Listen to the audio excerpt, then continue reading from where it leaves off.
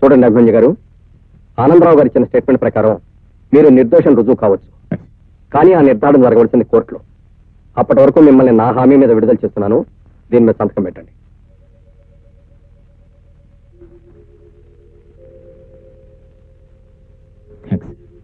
మీరు థ్యాంక్స్ చెప్పవలసింది నాకు కాదు, లాయర్ స్వప్నకి చెప్పండి. She's my wife. మీ కేసు ఆవిడే టేకప్ చేసింది. ఆవిడ టేకప్ చేసిన కేసే కరెక్ట్ అయింది. She's correct.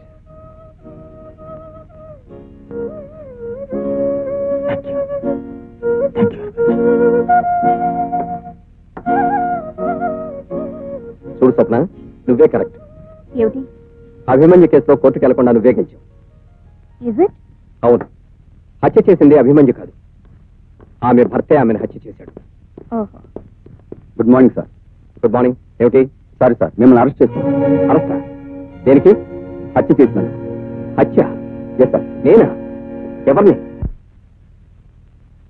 మిస్టర్ ప్రసాద్, హతుడు ఆనందరావు మరణానికి మీరే బాధ్యులని, మీరు అమానుషంగా కొట్టడం వల్లే అతను మరణించాడని మీ మీద చార్జ్ షీట్ ఫైల్ చేయబడింది. దానికి మీరేమంటారు? ఇంట్రాగేషన్ సమయంలో ఆయన మీద నేను చేయి చేస్తున్నమాట వాస్తవమే, కానీ ఆయన చావుకు నేను కారణం కాదు. అంటే భార్య నెల తప్పింది నా వల్లే కానీ పిల్లాన్ని నేను కనలేదంటారు. అంటే మీరు కొట్టిన దెబ్బల వల్ల అతను చావలేదు కాబట్టి అది మీ మూలంగా జరిగిన హత్య కాదు అంటారు. మరి ఎలా చనిపోయాడు? తెలియదు. అతడు కేవలం కొట్టిన దెబ్బల వల్లే చనిపోయాడని డాక్టర్ సర్టిఫికెట్ ఇచ్చాడు. దీనికేమంటారు? తెలియదు. మీరు కొట్టెళ్ళిన తర్వాత మరొకడొచ్చి కొట్టి చంపలేదుగా? తెలియదు. యువర్ ఆనర్, అడిగిన ప్రతిదానికి తెలియదు తెలియదు అని ముద్దాయి తెలివిగా సమాధానం చెప్పడం కేవలం చేసిన హత్య నుండి తప్పించుకోవడానికి సులువైన మార్గంగా భావిస్తున్నాడని కోర్టు వారు నమ్మాలి. Objection your honour. తెలియని విషయాన్ని తెలియదు తెలియదు అని చెప్పకపోతే తెలుసని చెప్తారా? తెలివైన లాయర్ గారిని ఇప్పుడు మీ ఇంట్లో మీ ఆవిడ ఏం చేస్తుంది అని అడిగితే తెలియదని చెప్తారా, తెలుసని చెప్తారా? Objection overruled. Thank you your honour. Mister Prasad, హతుడు ఆనందరావు మిమ్మల్ని కలుసుకున్నది మొదలు హత్య జరిగే వరకు. Objection your honour. పీపీ గారు దీన్ని హత్య అని కేసుకి కొత్త రంగు పొలవడానికి ప్రయత్నిస్తున్నారు. Objection sustained. Sorry your honour. Thank you your honour. ఒక ప్రశ్నకు కరెక్ట్ గా సమాధానం చెప్తారా? మీ కస్టడీలో ఉన్న ఆనందరావుని మీరు ఎందుకు కొట్టారు? వాస్తవాన్ని రాబట్టడం కోసం. There you are.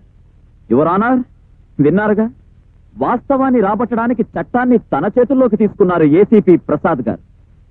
వాస్తవాన్ని రాబట్టడానికి కోర్టులుండగా చట్టాలుండగా ఒక పోలీస్ ఆఫీసర్ అలాంటి ప్రయత్నం చేయడం అన్నది కావాలని చేయడమేనని కోర్టు వారు నమ్మి సాక్షుల్ని ప్రశ్నించడానికి అనుమతించవలసిందిగా కోరుతున్నాను. ఆ రోజు మీరు ఏసీపీ ప్రసాద్ గారితో స్టేషన్ లో ఉన్నారు. అవును సార్. అంటే ఆనందరావును కొట్టిన సమయంలో? అవును సార్. మరి మీరెందుకు ఆపలేదు? చచ్చిపోతాడు సార్ అంటే ఇలాంటి వాడు చచ్చిపోయినా దేశానికి వచ్చి నష్టమేమీ లేదన్నారు సార్. ఏసీపీ ప్రసాద్ గారు ఆనందరావును చావబాతుంటే మీరు ఆపే ప్రయత్నం చేయలేదా? చేశాను సార్. సర్కిల్ ఇన్స్పెక్టర్ గారితో పాటు నేను ఆపే ప్రయత్నం చేశాను. అతడు ఆనందరావును ఏసీపీ ప్రసాద్ గారు కొడుతూ ఉంటే నువ్వేం చేస్తున్నావు?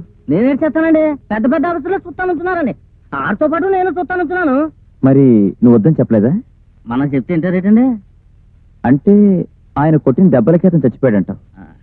హోమ్ మీద నౌకలు చెల్లిపోయండి, చచ్చిపోయాడు. ఆయన కొట్టి వెళ్ళిపోయిన తర్వాత అతను మీరు చూశారా?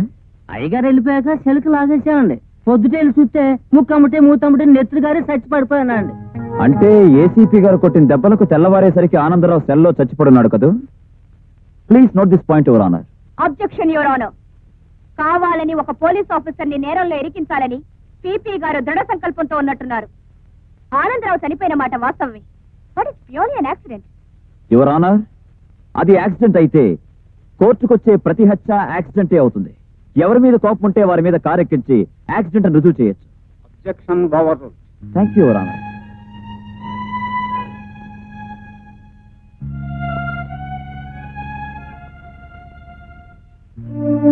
ఈ కేసు రేపటికి వాయిదా వేయబడింది.